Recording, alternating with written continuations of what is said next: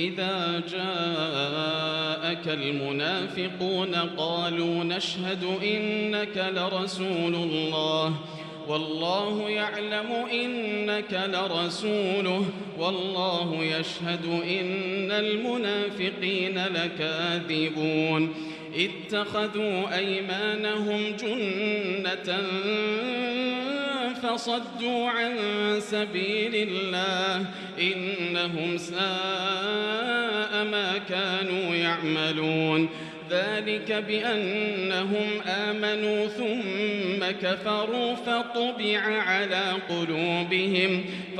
على قلوبهم فهم لا يفقهون وإذا رأيتهم تعجبك أجسامهم وإن يقولوا تسمع لقولهم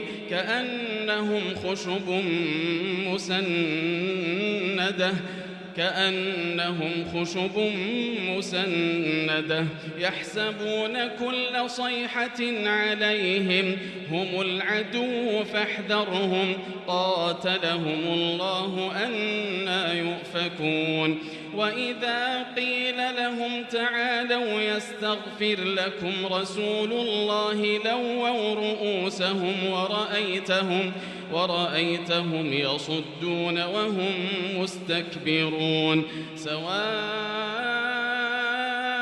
عليهم أستغفرت لهم أم لم تستغفر لهم لن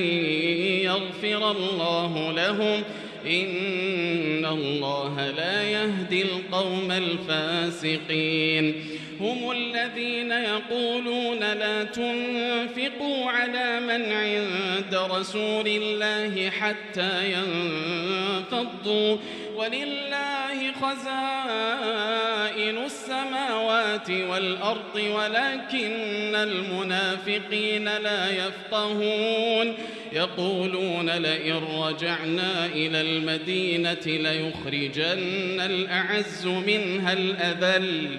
ولله العزة ولرسوله وللمؤمنين ولكن المنافقين لا يعلمون يا أيها الذين آمنوا لا تلهكم أموالكم ولا أولادكم عن ذكر الله ومن يفعل ذلك فأولئك هم الخاسرون وأنفقوا مما رزقناكم من قبل أن يأتي أحدكم الموت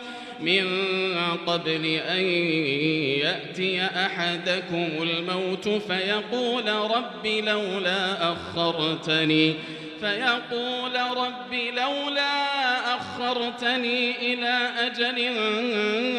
قريب فأصدق وأكن من الصالحين ولن يؤخر الله نفسا إذا جاء أجلها والله خبير بما تعملون.